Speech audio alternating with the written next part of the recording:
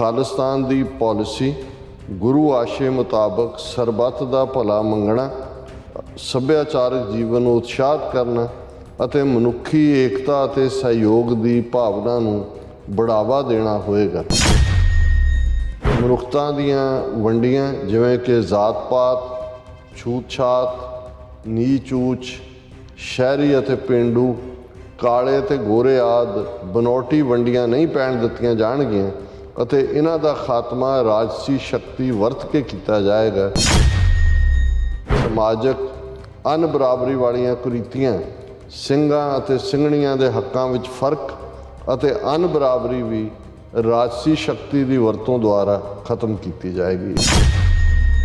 ਧਰਮ ਸਾਡਾ ਕੋਈ ਆਪਣੇ ਕਲਚਰ ਦੇ ਖਿਲਾਫ ਨਹੀਂ ਹੈ, ਪਰ ਕਲਚਰ ਉਹ ਨਹੀਂ ਹੈ ਜੋ ਲੱਚਰਪੁਣੇ ਦੇ ਨਾਂ ਥੱਲੇ ਜਾਂ ਕੰਜਰਪੁਣਾ ਜੋ ਦਿਖਾਇਆ ਜਾਂਦਾ ਹੈ ਤੇ ਉਹਨੂੰ ਪੰਜਾਬੀ ਕਲਚਰ ਕਿਹਾ ਜਾਂਦਾ ਹੈ। ਖਾਲਿਸਤਾਨ ਆਪਣੇ ਗੁਆਂਢੀ ਦੇਸ਼ਾਂ ਨਾਲ ਖੁਸ਼ਗਵਾਰ ਸੰਬੰਧ ਬਣਾਉਣ ਨੂੰ ਪਹਿਲ ਦੇਵੇਗਾ ਕਿ ਇੰਡੀਆ ਵਾਂਗ ਜਿਹੜਾ ਲੜਾਈ ਕਰ ਰਿਹਾ ਹੈ ਪਾਕਿਸਤਾਨ ਨਾਲ 3 ਜੰਗਾਂ, श्रीलंका इंटरफेयर करके की किया, पाकिस्तान तोड़ के बांग्लादेश बनाया, मालदीव अजकल फिर चल रहा है, नेपाल दे विच किवें उन्हां दी ब्लॉकेट की। जिहड़ी खालिस्तान की नीति होएगी वो अपने गुआढ़ी देशों के नाल खुशगवार संबंधां नूं बनाना। भारत विच पंजाब तो बाहर रहने वाले सिखां नूं खालिस्तान विच आके वसण दा सद्दा दिता जाता है ਤਾਂ ਜੋ ਉਹਨਾਂ ਨੂੰ ਨਵੰਬਰ 1984 ਦੇ ਘੱਲੂਘਾਰੇ ਵਾਂਗ ਕਿਸੇ ਹੋਰ ਮੁਸੀਬਤ ਦਾ ਸਾਹਮਣਾ ਨਾ ਕਰਨਾ ਪਵੇ। ਪੈਸੇ ਦੇ ਪੁੱਤਰ ਅਤੇ ਵਿਖੇ ਹੋਏ ਕੇਸਾਧਾਰੀ ਹਿੰਦੂਆਂ ਨੂੰ ਖਾਲਸਾ ਪੰਥ ਦੇ ਰਾਹ ਵਿੱਚ ਰੁਕਾਵਟ ਨਾ ਪਾਉਣ ਦਾ ਆਦੇਸ਼ ਦਿੱਤਾ ਜਾਂਦਾ ਹੈ। ਅੱਜ ਕੱਲ੍ਹ ਦੀ ਭਾਰਤ ਸਰਕਾਰ ਸ਼ੰਕਰਾਚਾਰੀਆ ਦੀ ਪਾਲਿਸੀ 'ਤੇ ਦ੍ਰਿੜਤਾ ਨਾਲ ਚੱਲਦਿਆਂ ਹੋਇਆਂ ਸਭ ਸਿਆਸੀ, ਸੱਭਿਆਚਾਰਕ, ਆਰਥਿਕ, ਪ੍ਰਬੰਧਕੀ ਤੇ ਫੌਜੀ ਸਾਧਨ ਵਰਤ ਕੇ ਸਿੱਖ ਅਤੇ ਸਿੱਖੀ ਦਾ ਭਾਰਤ ਵਿੱਚੋਂ ਖੁਰਾ ਖੋਜ ਮਿਟਾਉਣ ਤੇ ਤੁਲੀ ਹੋਈ ਹੈ। ਜੋ ਬ੍ਰਾਹਮਣਵਾਦੀ ਕਹਿੰਦੇ ਨੇ ਅਸੀਂ ਸਹਿਨਸ਼ੀਲ ਹਾਂ, ਇਹਦਾ ਮਤਲਬ ਇਹ ਹੀ ਹੈ ਕਿ ਭਾਈ ਇੱਕ ਪਾਸੇ ਉਹ ਦਾਅਵਾ ਸਹਿਨਸ਼ੀਲਤਾ ਦਾ ਕਰਦੇ ਨੇ ਪਰ ਨੀਤੀ ਸਿੱਖਾਂ ਦਾ ਖੁਰਾ ਖੋਜ ਮਿਟਾਉਣ ਦੀ ਹੈ। ਊੜ ਫਿਰੇ ਪ੍ਰਧਾਨ ਵੇ ਲਾਲੋ ਦੀਆਂ ਨੀਤੀਆਂ ਨੇ ਪਰ ਸਤਿਅਮੇਵ ਜਯਤੇ ਦਾ ਨਾਰਾ ਲਾਇਆ ਜਾ ਰਿਹਾ ਹੈ। ਹਿੰਸਾ ਦਾ ਇਸਤੇਮਾਲ ਕਰਕੇ ਸਟੇਟ ਅੰਨੇ ਟੈਰਰ ਦੇ ਨਾਲ ਖਾਤਮਾ ਕਰ ਰਹੀ ਹੈ ਸਿੱਖਾਂ ਦਾ, ਪਰ ਦਾਅਵਾ ਹਿੰਸਾ ਪਰਮੋ ਧਰਮਾਂ ਦਾ ਕੀਤਾ ਜਾ ਰਿਹਾ ਹੈ।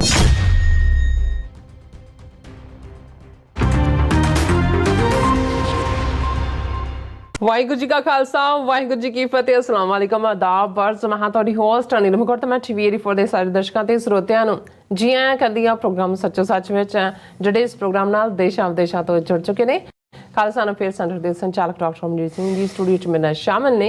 ਉਹਨਾਂ ਨਾਲ ਗੱਲਬਾਤ ਕਰਕੇ ਅੱਜ ਦੇ ਅਹਿਮ ਇਸ਼ੂਜ਼ ਉੱਪਰ ਉਹਨਾਂ ਤੋਂ ਉਹਨਾਂ ਦਾ ਤਜ਼ੀਆ ਜਾਣਦੇ ਹਾਂ। ਜੀ ਡਾਕਟਰ ਸਾਹਿਬ, ਵਾਹਿਗੁਰੂ ਜੀ ਕਾ ਖਾਲਸਾ, ਵਾਹਿਗੁਰੂ ਜੀ ਕੀ ਫਤਿਹ। ਹਾਂਜੀ ਨੀਲਮ ਕੌਰ ਜੀ, ਤੁਹਾਨੂੰ ਵੀ ਤੇ ਦੁਨੀਆ ਭਰ 'ਚ ਬੈਠੇ ਸਾਡੇ ਬਹੁਤ ਹੀ ਪਿਆਰੇ, ਸੋਹਣੇ, ਸਿਆਣੇ ਟੀਵੀ 84 ਦੇ ਵਿਊਅਰਸ ਨੂੰ ਵੀ ਵਾਹਿਗੁਰੂ ਜੀ ਕਾ ਖਾਲਸਾ, ਵਾਹਿਗੁਰੂ ਜੀ ਕੀ ਫਤਿਹ। ਤੇ ਸਾਡੇ ਬਹੁਤ ਹੀ ਪਿਆਰੇ ਮੁਸਲਮਾਨ ਭੈਣਾਂ ਭਰਾਵਾਂ ਨੂੰ अस्सलाम वालेकुम। जी डॉक्टर साहब, जी आनू प्रोग्राम सचो सच विच बहुत शुक्रिया जी। डॉक्टर साहब, अज 2 मई 2023 19 विसाख नानक शाही संमत 555 का दिन है। तो डॉक्टर साहब, प्रोग्राम शुरू करने तो पहला अपन दर्शकों ते श्रोतियां नूं हमेशा तरह दस व्यूअर्स जे तुसीं हक सच इंसाफ ते पैरा दिंदा इको एक चैनल TV 84 नूं देखना चाहते हो तो तुसीं देख सकते हो स्पैक्ट्रम केबल, RCN केबल, बेलफेल्टम कैलेडा, roku, जादू बॉक्स, शावा, फेसबुक TV 84 दी ऐप राहीं online streaming and IP box ते तुसीं TV 84 नूं देख सकते हो।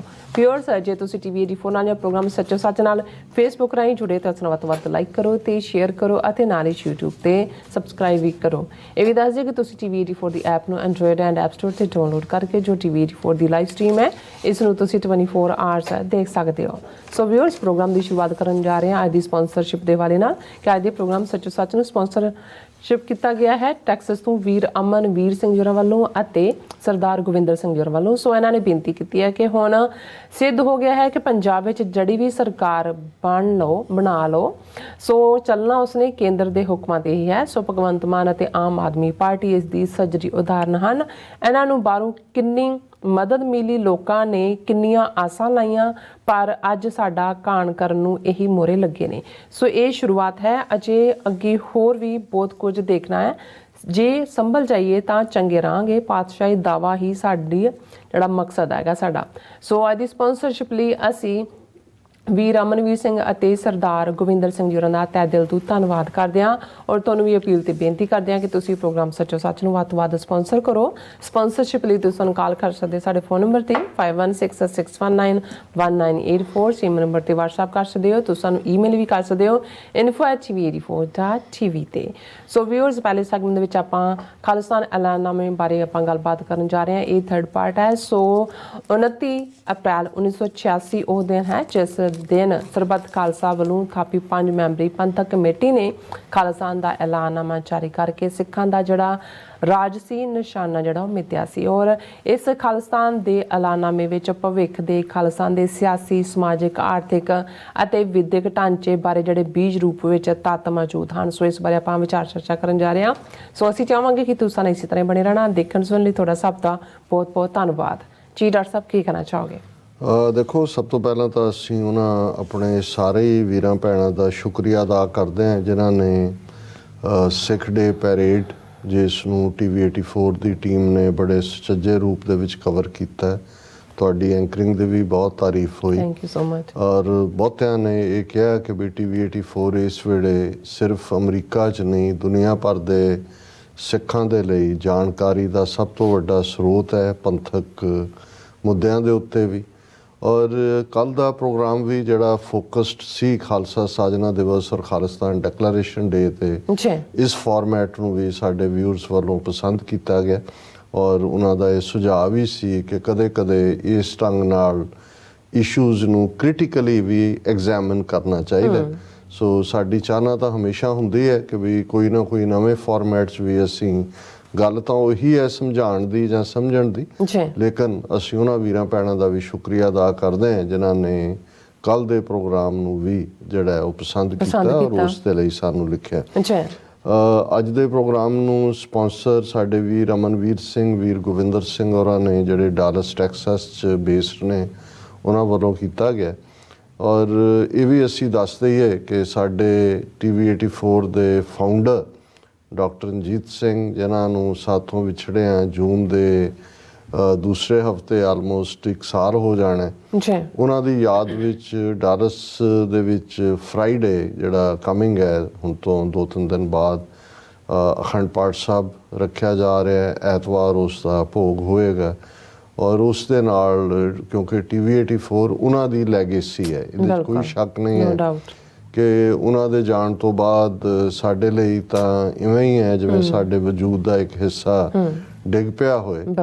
ਲੇਕਿਨ ਅਸੀਂ ਜਿਸ ਸੁਪਨੇ ਨੂੰ ਲੈ ਕੇ, ਕੌਮ ਦੀ ਖਿਦਮਤ ਦੇ ਇਸ ਚੈਨਲ ਨੂੰ ਲੈ ਕੇ ਜਿਹੜਾ ਖਾਸ ਤੌਰ 'ਤੇ ਜਾਣਕਾਰੀ ਦੇ ਲਈ ਜਿਸ ਨੇ ਇੱਕ ਆਪਣੀ ਮਹੱਤਵਪੂਰਨ ਭੂਮਿਕਾ ਨਿਭਾਈ ਹੈ ਇਹਨਾਂ 11 ਸਾਲਾਂ 'ਚ, ਇਹਦੇ 'ਚ ਡਾਕਟਰ ਸਾਹਿਬ ਦੀ ਬਹੁਤ ਵੱਡੀ ਦੇਣ ਹੈ। ਉਹਨਾਂ ਦੀ ਚਿੰਤਾ ਵੀ ਔਰ ਜਿਸ ਅੰਦਾਜ਼ 'ਚ ਦਿਨ ਰਾਤ ਜੇ ਉਹਨਾਂ ਨੂੰ ਕੋਈ ਖਾਬ ਖਿਆਲ ਸੀ ਤਾਂ ਇਹੀ ਸੀ ਕਿ TV 84 ਨੂੰ ਕਿਵੇਂ ਅੱਗੇ ਲੈ ਕੇ ਜਾਈਏ। ਔਰ ਸਾਡੇ ਵੀਰਾਂ ਵੱਲੋਂ ਉੱਥੇ ਇਹ ਐਫਰਟ ਵੀ ਕੀਤਾ ਜਾ ਰਿਹਾ ਕਿ TV 84 ਦੇ ਲਈ ਉਹ ਇੱਕ ਫੰਡ ਰੇਜ਼ਿੰਗ ਵੀ ਕਰਨਗੇ ਔਰ ਉਸ ਦੇ ਵਿੱਚ ਮੋਹਰੀ ਭੂਮਿਕਾ ਅਮਰਵੀਰ ਸਿੰਘ, ਵੀਰ ਗੋਵਿੰਦਰ ਸਿੰਘ ਨਿਭਾਉਂਦੇ ਨੇ ਆ ਹਮੇਸ਼ਾ। ਉਹਨਾਂ ਦਾ ਇਹ ਕਹਿਣਾ ਹੈ ਕਿ ਵੀ ਇਹ ਵੀ ਸਾਡੇ ਲਈ ਡਾਕਟਰ ਰਣਜੀਤ ਸਿੰਘ ਦੀ ਯਾਦ ਨੂੰ ਹੀ ਅੱਗੇ ਤੋਰਨਾ ਹੈ ਜੇ ਅਸੀਂ TV 84 ਨੂੰ ਹੋਰ ਵੀ ਪੁਖਤਾ ਪੈਰਾਂ ਦੇ ਉੱਤੇ ਜਾਂ ਪੁਖਤਾ ਬੁਨਿਆਦਾਂ ਦੇ ਉੱਤੇ ਖੜਾ ਕਰ ਸਕੀਏ।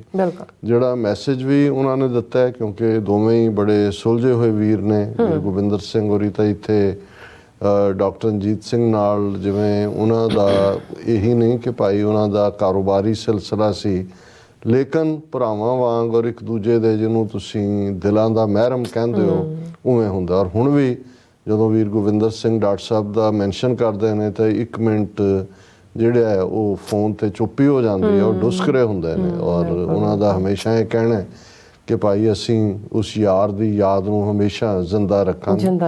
ਔਰ ਇਸੇ ਤਰ੍ਹਾਂ ਵੀਰ ਅਮਨਵੀਰ ਸਿੰਘ ਨੌਜਵਾਨ ਨੇ, ਫੁੱਲ ਆਫ ਐਨਰਜੀ, ਉਹ ਬਿਲਕੁਲ ਅੱਗੇ ਆ ਕੇ ਸ਼ੌਹਰਤ ਦੀ ਭੁੱਖ ਤੋਂ ਬਿਲਕੁਲ ਆਪਣੇ ਬੇਨਿਆਜ਼ੀ ਹੈ ਉਹਨਾਂ 'ਚ।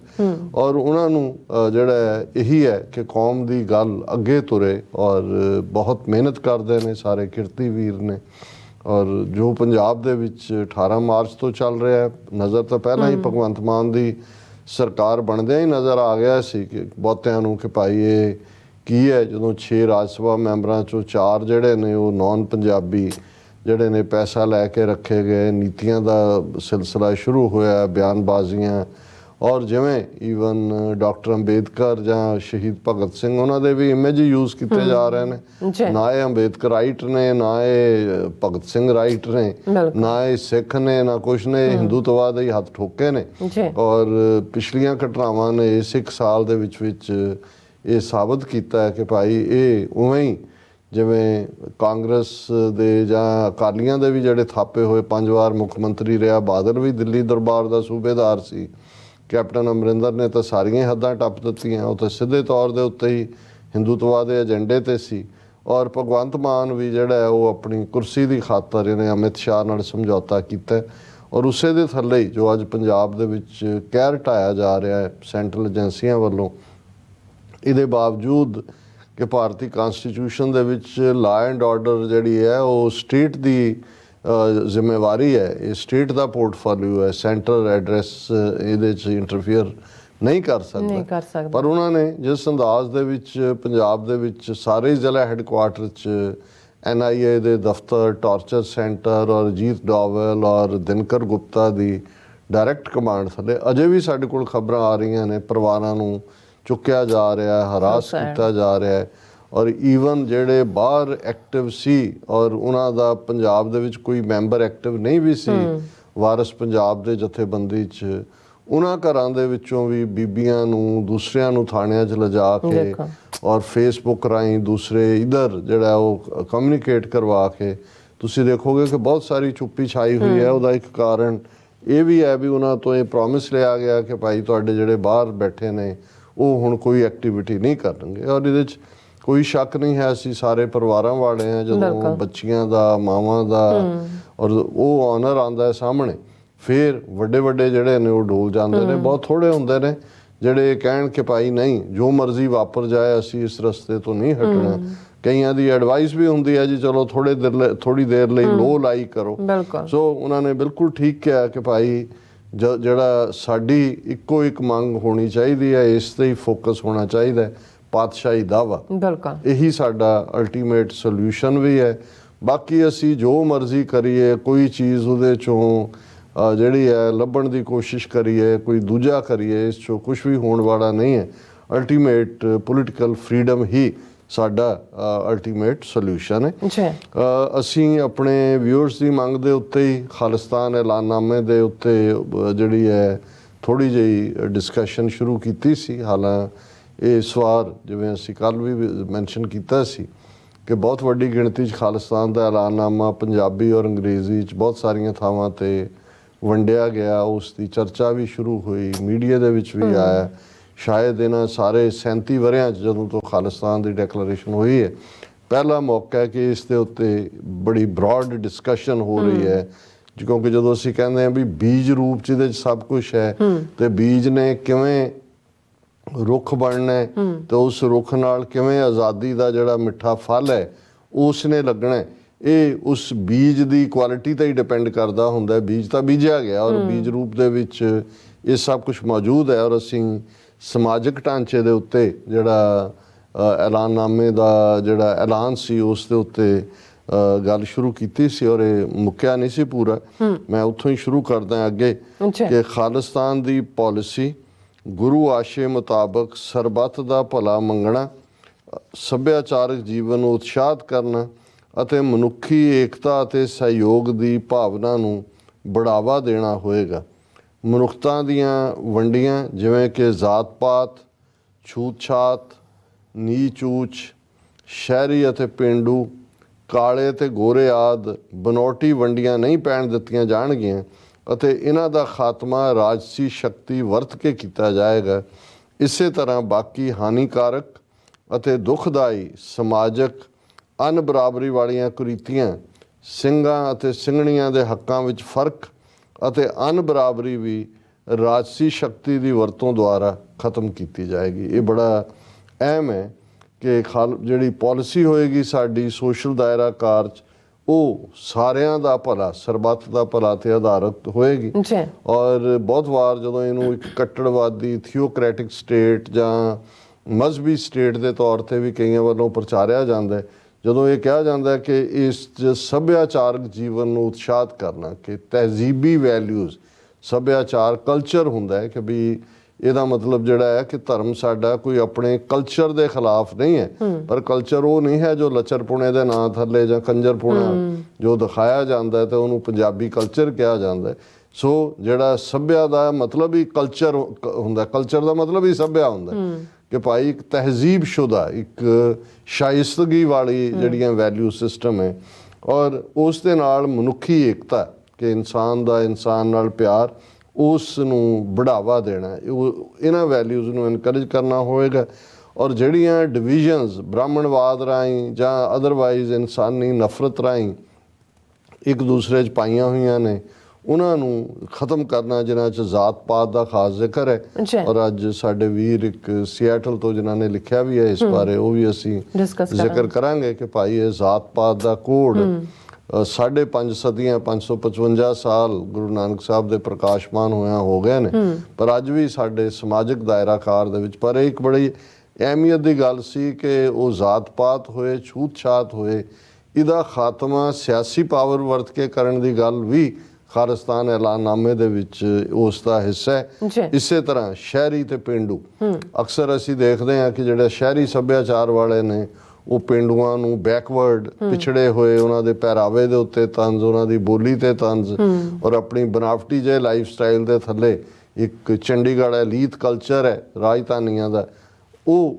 ਇਸ ਦਾ ਵੀ ਜ਼ਿਕਰ ਹੈ ਕਿ ਭਾਈ ਇਹ ਵੀ ਜਿਹੜਾ ਵਖਰੇਵਾਂ ਹੈ ਕਿ ਉਹਨਾਂ ਦੇ ਬੱਚੇ ਬੱਚੀਆਂ ਅੰਗਰੇਜ਼ੀ ਸਕੂਲਾਂ 'ਚ ਦੂਜੇ ਪੜ੍ਹਨਗੇ ਤੇ ਪਿੰਡਾਂ ਵਾਲਿਆਂ ਦੇ ਜਿਹੜੇ ਨੇ ਉਹ ਤੱਪੜਾਂ ਵਾਲੇ ਸਕੂਲ 'ਚ ਪੜ੍ਹ ਰਹੇ ਨੇ, ਤੇ ਉਹ ਫਿਰ ਉਹਨਾਂ ਨੂੰ ਸਮਝਦੇ ਨੇ ਵੀ ਇਹ ਐਵੇਂ ਜਿਹੜੇ ਨੇ ਉਹ ਘਟੀਆ ਨੇ ਔਰ ਕਾਲਾ ਤਾਂ ਗੋਰਾ। ਇਹ ਰੇਸਿਜ਼ਮ ਵਾਲੀ ਇਸ਼ਾਰਾ ਹੈ ਵੀ ਇਹ ਨਹੀਂ ਹੋਏਗਾ, ਔਰ ਇਹਨਾਂ ਦਾ ਖਾਤਮਾ ਰਾਜਸੀ ਸ਼ਕਤੀ ਵਰਤ ਕੇ ਕੀਤਾ ਜਾਏਗਾ। ਇਸੇ ਤਰ੍ਹਾਂ ਬਾਕੀ ਜਿਹੜੀਆਂ ਵੀ ਇਨਇਕੁਐਲਿਟੀ ਹੈ ਮੈਨ ਵਿਮਨ ਰਾਈਟਸ ਦੇ ਵਿੱਚ, ਸਿੰਘਾਂ ਸਿੰਘਣੀਆਂ ਦੇ ਹੱਕਾਂ 'ਚ, ਉਹਨਾਂ ਨੂੰ ਵੀ ਕਾਨੂੰਨੀ ਜਿਹੜਾ ਸਿਆਸੀ ਤਾਕਤ ਵਰਤ ਕੇ ਕਾਨੂੰਨੀ ਤੌਰ ਦੇ ਉੱਤੇ ਇਹਨੂੰ ਖਤਮ ਕੀਤਾ ਜਾਏਗਾ। ਖਾਲਿਸਤਾਨ ਆਪਣੇ ਗੁਆਂਢੀ ਦੇਸ਼ਾਂ ਨਾਲ ਖੁਸ਼ਗਵਾਰ ਸੰਬੰਧ ਬਣਾਉਣ ਨੂੰ ਪਹਿਲ ਦੇਵੇਗਾ, ਕਿ ਇੰਡੀਆ ਵਾਂਗ ਜਿਹੜਾ ਲੜਾਈ ਕਰ ਰਿਹਾ ਹੈ ਪਾਕਿਸਤਾਨ ਨਾਲ 3 ਜੰਗਾਂ, ਸ਼੍ਰੀਲੰਕਾ 'ਚ ਇੰਟਰਫੀਅਰ ਕਰਕੇ ਕੀ ਕੀਤਾ, ਪਾਕਿਸਤਾਨ ਤੋੜ ਕੇ ਬੰਗਲਾਦੇਸ਼ ਬਣਾਇਆ, ਮਾਲਦੀਵ 'ਚ ਅੱਜ ਕੱਲ੍ਹ ਫਿਰ ਚੱਲ ਰਿਹਾ, ਨੇਪਾਲ ਦੇ ਵਿੱਚ ਕਿਵੇਂ ਉਹਨਾਂ ਦੀ ਬਲੌਕੇਡ ਕੀਤੀ। ਜਿਹੜੀ ਖਾਲਿਸਤਾਨ ਦੀ ਨੀਤੀ ਹੋਏਗੀ ਉਹ ਆਪਣੇ ਗੁਆਂਢੀ ਦੇਸ਼ਾਂ ਦੇ ਨਾਲ ਖੁਸ਼ਗਵਾਰ ਸੰਬੰਧਾਂ ਨੂੰ ਬਣਾਉਣਾ। ਖਾਲਿਸਤਾਨ ਕਮਾਂਡੋ ਫੋਰਸਿਸ ਦੇ ਕਮਾਂਡਰ ਇਨ ਚੀਫ ਜਨਰਲ ਹਰੀ ਸਿੰਘ ਹਨ। ਇਹ ਫੋਰਸ ਖਾਲਿਸਤਾਨ ਦੀ ਆਉਣ ਵਾਲੀ ਡਿਫੈਂਸ ਆਰਗੇਨਾਈਜੇਸ਼ਨ ਦੇ ਬਿੰਦੂ ਨਿਊਕਲੀਅਸ ਦਾ ਕੰਮ ਕਰੇਗੀ। ਜਦੋਂ ਖਾਲਿਸਤਾਨ ਦਾ ਐਲਾਨਨਾਮਾ ਹੋਇਆ ਉਸ ਵੇਲੇ ਮੁੱਖ ਤੌਰ ਤੇ ਜਿਹੜੀ ਜੁਝਾਰੂ ਜਥੇਬੰਦੀ ਐਕਟਿਵ ਸੀ ਖਾਲਿਸਤਾਨ ਕਮਾਂਡੋ ਫੋਰਸ, ਔਰ ਬੇਸ਼ੱਕ ਇਸ ਦੇ ਜਿਹੜੇ ਬਾਨੀ ਨੇ ਉਹਨਾਂ ਦਾ ਨਾਂ ਭਾਈ ਮਨਵੀਰ ਸਿੰਘ ਚਿਹੜੂ ਸੀ, ਚਿਹੜੂ ਉਹਨਾਂ ਦਾ ਪਿੰਡ ਹੈ, ਮਨਵੀਰ ਸਿੰਘ, ਪਰ ਉਹਨਾਂ ਨੂੰ ਜਿਹੜਾ ਨਾਂ ਦਿੱਤਾ ਗਿਆ ਸੀ ਹਰੀ ਸਿੰਘ ਦਾ, ਜਨਰਲ ਹਰੀ ਸਿੰਘ ਨਲੂਏ ਦੇ ਨਾਂ ਤੇ। ਔਰ ਇਹਦੇ 'ਚ ਕੋਈ ਸ਼ੱਕ ਨਹੀਂ ਹੈ ਕਿ ਭਾਈ ਮਨਵੀਰ ਸਿੰਘ ਚਿਹੜੂ ਉਰਫ ਜਨਰਲ ਹਰੀ ਸਿੰਘ, ਉਹਨਾਂ ਦੇ ਬਹੁਤ ਵੱਡੀਆਂ ਖਿਦਮਾਤ ਦਿੱਤੀਆਂ ਨੇ। ਉਹ 84 ਤੋਂ ਪਹਿਲਾਂ ਹੀ ਗੁਰੂ ਨਾਨਕ ਨਿਵਾਸ ਜਦੋਂ ਸੰਤ ਸਨ ਉਦੋਂ ਹੀ ਉਹਨਾਂ ਦੇ ਕੋਲ ਉਹ ਆ ਗਏ ਸੀ, ਔਰ ਉਹਨਾਂ ਨੇ ਖਾਲਿਸਤਾਨ ਕਮਾਂਡੋ ਫੋਰਸ ਸਾਡੀ ਉਹ ਫੋਰਸ ਹੈ ਜਿਹਨੇ ਬਹੁਤ ਬਹਾਦਰੀ ਦੇ ਨਾਲ, ਔਰ ਜਨਰਲ ਲਾਭ ਸਿੰਘ, ਭਾਈ ਹਰਜਿੰਦਰ ਸਿੰਘ ਜਿੰਦਾ, ਭਾਈ ਸੁਖਦੇਵ ਸਿੰਘ ਸੁੱਖਾ, ਇਹ ਸਾਰੇ ਹੀ ਖਾਲਿਸਤਾਨ ਕਮਾਂਡੋ ਫੋਰਸ ਦੇ ਲੈਫਟੀਨੈਂਟ ਜਨਰਲ ਔਰ ਦੂਸਰੇ ਸਨ ਜਿਨ੍ਹਾਂ ਨੇ ਬਹੁਤ ਖਿਦਮਾਤ ਕੀਤੀਆਂ। ਹੁਣ ਵੀ ਇਸ ਫੋਰਸ ਦੇ ਮੁਖੀ ਭਾਈ ਪਰਮਜੀਤ ਸਿੰਘ ਪੰਜਵੜ ਆਪਣੇ ਅੰਦਾਜ਼ ਦੇ ਵਿੱਚ ਸੇਵਾਵਾਂ ਨਿਭਾ ਰਹੇ ਨੇ। ਸੋ ਇਹ ਸੀ ਕਿ ਵੀ ਜਦੋਂ ਵੀ ਜਿਵੇਂ ਹੁਣ ਜੇ ਨੇਪਾਲ ਦੇ ਆਰਮਡ ਸਟਰਗਲ ਹੋਈ ਔਰ ਫ੍ਰੀ ਹੋਇਆ ਮੁਲਕ, ਤੇ ਫਿਰ ਜਿਹੜੇ ਉਹਨਾਂ ਦੇ ਕੀ ਕਮਾਂਡਰ ਸੀ ਜਿਵੇਂ ਪ੍ਰਚੰਡਾ ਵਰਗੇ ਲੋਕ ਜਿਹੜਾ ਹੁਣ ਉੱਥੇ ਪ੍ਰਾਈਮ ਮਿਨਿਸਟਰ ਹੈ, ਉਹਨਾਂ ਨੂੰ ਦਾ ਰੋਲ ਜਿਹੜਾ ਹੈ ਉਹ ਉਸ ਮਿਲੀਟੈਂਟ ਜਾਂ ਰਿਬੈਲੀਅਸ ਫੋਰਸ ਤੋਂ ਜਿਹੜਾ ਉਹ ਮਿਲਟਰੀ ਫੋਰਸ ਵਾਲਾ ਬਣਿਆ। ਸੋ ਇਹ ਇਸ ਲਿਹਾਜ਼ ਨਾਲ ਹੀ ਇਹ ਸੀ ਕਿ ਭਾਈ ਇਹ ਜਦੋਂ ਸਾਡੀ ਡਿਫੈਂਸ ਆਰਗੇਨਾਈਜੇਸ਼ਨ ਬਣੇਗੀ, ਜਦੋਂ ਸਾਡਾ ਮੁਲਕ ਹੋਏਗਾ, ਤੇ ਉਸ ਦੇ ਸੈਂਟਰ ਦੇ ਵਿੱਚ ਖਾਲਿਸਤਾਨ ਕਮਾਂਡੋ ਫੋਰਸ ਦਾ ਰੋਲ ਨਿਊਕਲੀਅਸ ਵਾਲਾ ਜਿਹੜਾ ਉਹ ਮੰਨਿਆ ਜਾਏਗਾ। ਹਿੰਦੁਸਤਾਨ ਭਾਰਤ ਵਿੱਚ ਪੰਜਾਬ ਤੋਂ ਬਾਹਰ ਰਹਿਣ ਵਾਲੇ ਸਿੱਖਾਂ ਨੂੰ ਖਾਲਿਸਤਾਨ ਵਿੱਚ ਆ ਕੇ ਵਸਣ ਦਾ ਸੱਦਾ ਦਿੱਤਾ ਜਾਂਦਾ ਹੈ ਤਾਂ ਜੋ ਉਹਨਾਂ ਨੂੰ ਨਵੰਬਰ 1984 ਦੇ ਘੱਲੂਘਾਰੇ ਵਾਂਗ ਕਿਸੇ ਹੋਰ ਮੁਸੀਬਤ ਦਾ ਸਾਹਮਣਾ ਨਾ ਕਰਨਾ ਪਵੇ। ਇਸ ਦੇ ਨਾਲ ਹੀ ਪੈਸੇ ਦੇ ਪੁੱਤਰ ਅਤੇ ਵਿਖੇ ਹੋਏ ਕੇਸਾਧਾਰੀ ਹਿੰਦੂਆਂ ਨੂੰ ਖਾਲਸਾ ਪੰਥ ਦੇ ਰਾਹ ਵਿੱਚ ਰੁਕਾਵਟ ਨਾ ਪਾਉਣ ਦਾ ਆਦੇਸ਼ ਦਿੱਤਾ ਜਾਂਦਾ ਹੈ। ਹੁਣ ਇਹਨੂੰ ਸਮਝਣ ਦੀ ਲੋੜ ਹੈ। ਜਦੋਂ ਅਸੀਂ ਪਹਿਲਾ ਹਿੱਸਾ ਡਿਸਕਸ ਕੀਤਾ ਉਸ ਦੇ ਵਿੱਚ ਇਹ ਗੱਲ ਕਹੀ ਗਈ ਸੀ ਕਿ ਭਾਈ ਅਸੀਂ ਕਿਸੇ ਵੀ ਉਥਲ ਪੁਥਲ ਅਤੇ ਅਜਾਈ ਲਹੂ ਡੋਲਣ ਦੇ ਹੱਕ ਵਿੱਚ ਨਹੀਂ। ਇਹ ਅਲਫਾਜ਼ ਦਾ ਮਤਲਬ ਹੀ ਇਹ ਸੀ ਕਿ ਇਹ ਅਸੀਂ ਬਿਲਕੁਲ ਨਹੀਂ ਚਾਹਾਂਗੇ ਕਿ ਖਾਲਿਸਤਾਨ ਕਾਇਮ ਹੋਣ ਤੋਂ ਬਾਅਦ ਪੰਜਾਬ ਦੇ ਹਿੰਦੂ ਜਾਂ ਮੁਸਲਮਾਨ ਜਾਂ ਈਸਾਈ ਜਾਂ ਨੌਨ ਬਿਲੀਵਰ ਵੀ ਉਹ ਖਾਲਿਸਤਾਨ ਛੱਡ ਕੇ ਜਾਣ। ਔਰ ਇਹੀ ਉਥਲ ਪੁਥਲ ਅਸੀਂ ਨਹੀਂ ਚਾਹੁੰਦੇ ਵੀ 47 ਵਾਲੀ ਕਹਾਣੀ ਨਾ ਵਾਪਰੇ।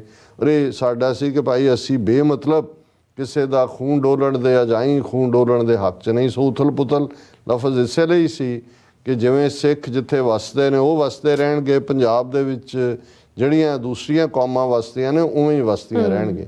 ਪਰ ਇਹਦੇ ਨਾਲ ਉਹਨਾਂ ਨੇ ਇੱਕ ਸੌਫਟ ਆਫਰ ਪੰਜਾਬ ਤੋਂ ਬਾਹਰ ਰਹਿੰਦੇ ਸਿੱਖਾਂ ਨੂੰ ਵੀ ਕੀਤੀ ਹੈ ਕਿ ਭਾਈ ਜੇ ਤੁਹਾਨੂੰ ਲੱਗਦਾ ਵੀ ਤੁਸੀਂ ਸਿਕਿਉਰ ਨਹੀਂ ਹੋ ਤੇ ਫਿਰ ਤੁਹਾਨੂੰ ਇਹ ਸੱਦਾ ਦਿੱਤਾ ਜਾਂਦਾ ਹੈ ਕਿ ਤੁਸੀਂ ਪੰਜਾਬ ਆ ਕੇ ਵਸੋ।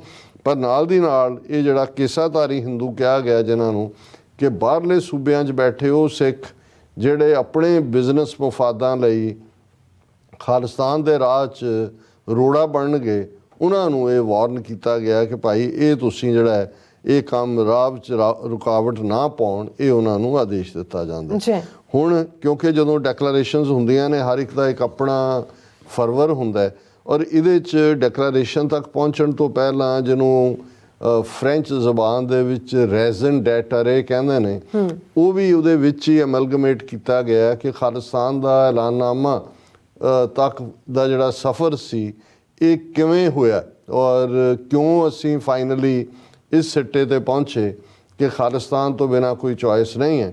ਔਰ ਉਹਦੇ 'ਚ 1981 'ਚ 1 ਫਰਵਰੀ 1981 ਨੂੰ ਚੰਡੀਗੜ੍ਹ ਦੇ ਪੰਜਾਬ ਯੂਨੀਵਰਸਿਟੀ ਐਡੀਟੋਰੀਅਮ ਦੇ ਵਿੱਚ ਇੱਕ ਸੈਮੀਨਾਰ ਹੋਇਆ ਸੀ ਜਿਹਦੇ 'ਚ ਕਿ ਦਿੱਲੀ ਦੇ ਜਿਹੜੀ ਵੱਡੀ ਸਭ ਤੋਂ ਮਸੀਤ ਹੈ ਉਸ ਜਾਮਾ ਮਸਜਿਦ ਉਸ ਦੇ ਸ਼ਾਹੀ ਇਮਾਮ ਅਬਦੁੱਲਾ ਬੁਖਾਰੀ ਉਹ ਗੈਸਟ ਆਫ ਆਨਰ ਸੀ।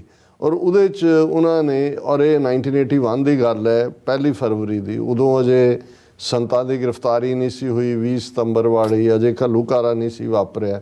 ਲੇਕਿਨ ਜਿਹੜੀ ਗੱਲ ਸੈਯਦ ਅਬਦੁੱਲਾ ਬੁਖਾਰੀ ਨੇ ਉਸ ਇਕੱਠ ਦੇ ਵਿੱਚ ਕਹੀ ਉਹਨਾਂ ਦੇ ਲਫ਼ਜ਼ ਉਹ ਪ੍ਰੋਫੈਟਿਕ ਬਣ ਗਏ ਔਰ ਇਹੀ ਕਾਰਨ ਹੈ ਕਿ ਉਹਨਾਂ ਨੂੰ ਰਾਦਰ ਖਾਲਿਸਤਾਨ ਦੀ ਡੈਕਲੇਰੇਸ਼ਨ ਦੇ ਵਿੱਚ ਐਡ ਕੀਤਾ ਗਿਆ। 1 ਫਰਵਰੀ 1981 ਚੰਡੀਗੜ੍ਹ ਵਿਖੇ ਦਿੱਲੀ ਦੇ ਸ਼ਾਹੀ ਇਮਾਮ ਸੈਯਦ ਮੁਹੰਮਦ ਅਬਦੁੱਲਾ ਬੁਖਾਰੀ ਨੇ ਖਾਲਿਸਤਾਨ ਕਿਉਂ ਨਹੀਂ ਦੇ 6ਵੇਂ ਸੈਮੀਨਾਰ ਦੇ ਸਵਾਗਤੀ ਭਾਸ਼ਣ ਵਿੱਚ ਉਹਨਾਂ ਨੂੰ ਇਨਵਾਈਟ ਕੀਤਾ ਗਿਆ ਸੀ। ਇੱਕ ਕਿਉਂਕਿ ਸੈਮੀਨਾਰਾਂ ਦੀ ਲੜੀ ਸ਼ੁਰੂ ਕੀਤੀ ਗਈ ਸੀ ਜਿਹਦੇ 'ਚ ਸਰ ਕਪੂਰ ਸਿੰਘ ਉਹਨਾਂ ਨੇ ਐਡਰੈਸ ਕੀਤਾ, ਸਰ ਕਰਨੈਲ ਸਿੰਘ, ਡਾਕਟਰ ਸੋਹਣ ਸਿੰਘ, ਇਹ ਸਾਰੇ ਵੱਡੇ ਵੱਡੇ ਜਿਹੜੇ ਉਸ ਵੇਲੇ ਚੰਡੀਗੜ੍ਹ ਦੇ ਵਿੱਚ ਇੱਕ ਬਾਡੀ ਐਗਜ਼ਿਸਟ ਕਰਦੀ ਸੀ, ਉਹਦਾ ਨਾਂ ਸੀ ਸਿੱਖ ਸਫਿਸਟੀਕੇਟਸ ਫੋਰਮ। ਸੋ ਇਹ ਸੈਮੀਨਾਰ ਜਿਹੜੇ ਨੇ ਔਰ ਇਹਨਾਂ ਦੇ ਵਿੱਚ ਭਾਈ ਗਜਿੰਦਰ ਸਿੰਘ ਦਲ ਖਾਲਸਾ ਔਰ ਭਾਈ ਹਰਸਿਮਰਨ ਸਿੰਘ, ਇਹਨਾਂ ਸਾਰਿਆਂ ਦਾ ਜਿਹੜੇ ਚੰਡੀਗੜ੍ਹ 'ਚ ਕੰਮ ਕਰਦੇ ਸੀ, ਕੋਈ ਯੂਨੀਵਰਸਿਟੀ 'ਚ ਕੋਈ ਦੂਜੇ, ਇਹਨਾਂ ਦਾ ਬੜਾ ਅਹਿਮ ਰੋਲ ਸੀ। ਔਰ ਉਹਦਾ ਜਿਹੜਾ ਇਹ ਸੈਮੀਨਾਰਾਂ ਦੀ ਸੀਰੀਜ਼ ਸੀ ਦਾ ਨਾਂ ਹੀ ਇਹ ਸੀ ਕਿ ਖਾਲਿਸਤਾਨ ਵਾਈ ਨਾਟ, ਕਿਉਂ ਨਹੀਂ ਖਾਲਿਸਤਾਨ ਹੋਣਾ ਚਾਹੀਦਾ। ਸੋ ਉਹਦੇ ਜਿਹੜਾ 6ਵਾਂ ਉਹਦਾ ਲੈਕਚਰ ਸੀ ਉਹ ਸੈਯਦ ਅਬਦੁੱਲਾ ਬੁਖਾਰੀ ਨੂੰ ਸੱਦਿਆ ਗਿਆ ਸੀ ਤੇ ਉਹਨਾਂ ਨੇ ਕਿਉਂਕਿ ਉਦੋਂ ਤੱਕ 13 ਅਪ੍ਰੈਲ 1978 ਦਾ ਅੰਮ੍ਰਿਤਸਰ ਦਾ ਸਾਕਾ ਤਾਂ ਹੋ ਚੁੱਕਾ ਸੀ, ਨਰਕਧਾਰੀਆਂ ਦੇ ਹੱਥੋਂ 13 ਸਿੰਘ ਸ਼ਹੀਦ ਹੋ ਚੁੱਕੇ ਸੀ। ਸੋ ਉਹਨਾਂ ਨੇ ਸੈਯਦ ਅਬਦੁੱਲਾ ਬੁਖਾਰੀ ਨੇ ਉਸ ਪਾਸੇ ਇਸ਼ਾਰਾ ਕਰਦਿਆਂ ਕਿਹਾ, ਉਹਨਾਂ ਨੇ 6ਵੇਂ ਸੈਮੀਨਾਰ ਦੇ ਸਵਾਗਤੀ ਭਾਸ਼ਣ ਵਿੱਚ 13 ਅਪ੍ਰੈਲ 1978 ਦੇ ਅੰਮ੍ਰਿਤਸਰ ਵਿਖੇ ਹੋਏ ਖੂਨੀ ਨਿਰੰਕਾਰੀ ਸਾਕੇ ਦਾ ਜ਼ਿਕਰ ਕਰਦਿਆਂ ਆਖਿਆ ਸੀ ਕਿ ਆਜ਼ਾਦ ਭਾਰਤ ਵਿੱਚ ਮੁਸਲਮਾਨਾਂ ਦਾ ਕਤਲੇਆਮ ਤਾਂ ਹੁੰਦਾ ਹੀ ਸੀ ਪਰ ਹੁਣ ਸਿੱਖਾਂ ਦਾ ਕਤਲੇਆਮ ਜਾਰੀ ਹੋ ਗਿਆ। ਸ਼ਾਹੀ ਇਮਾਮ ਦਾ ਇਹ ਕਥਨ ਇੱਕ ਪੇਸ਼ੀਨ ਗੋਈ ਬਣ ਗਿਆ।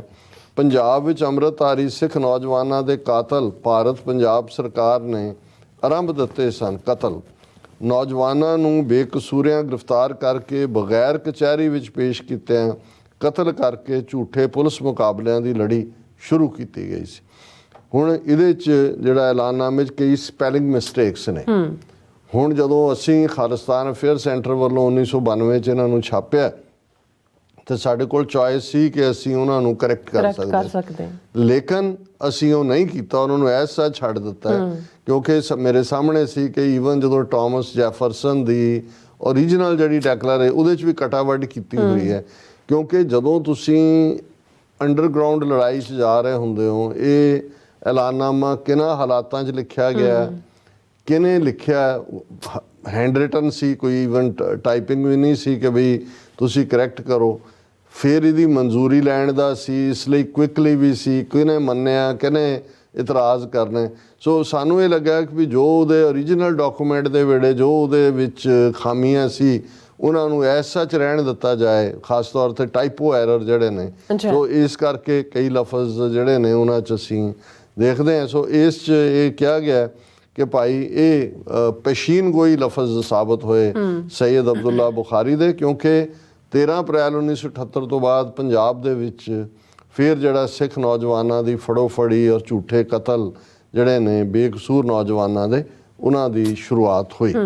ਰਾਜਸਥਾਨ ਦੀ ਪੁਲਿਸ ਦੇ ਮੁਖੀ ਨੇ ਇਹੋ ਜਿਹੀਆਂ 400 ਲਾਸ਼ਾਂ ਰਾਜਸਥਾਨ ਨਹਿਰ ਵਿੱਚੋਂ ਕੱਢਣ ਦੀ ਸ਼ਿਕਾਇਤ ਕੀਤੀ।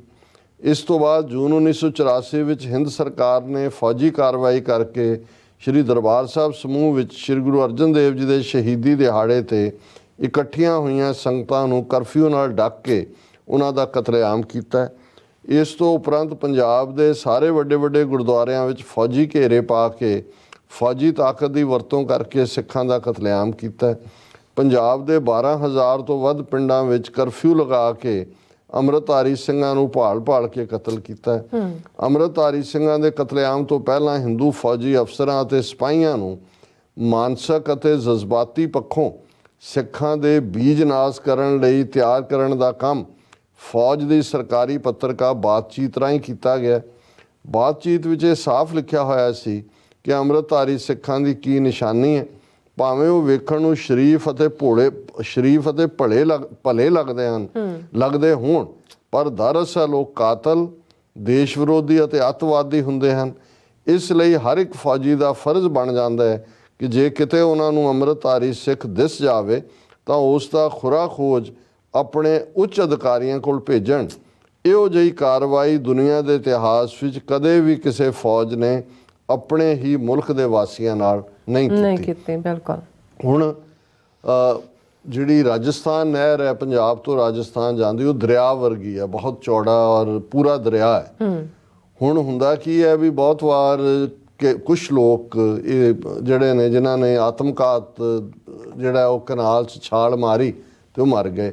ਹੁਣ ਜਦੋਂ ਇਹ ਰਾਜਸਥਾਨ ਕੈਨਾਲ ਪੰਜਾਬ 'ਚੋਂ ਨਿਕਲਦੀ ਹੈ, ਜਦੋਂ ਰਾਜਸਥਾਨ ਦੇ ਵਿੱਚ ਐਂਟਰ ਕਰਦੀ ਹੈ ਤਾਂ ਉਹਨਾਂ ਨੇ ਬੈਰੀਕੇਡ ਲਾਏ ਹੋਏ ਨੇ ਔਰ ਜਿਹੜੀ ਕੋਈ ਲਾਸ਼ ਇਧਰੋਂ ਗਈ ਹੈ ਉਸ ਨੂੰ ਉੱਥੋਂ ਕੱਢ ਕੇ ਤੇ ਉਹਦਾ ਉਹ ਦਾਹ ਸੰਸਕਾਰ ਕਰ ਦਿੰਦੇ ਨੇ।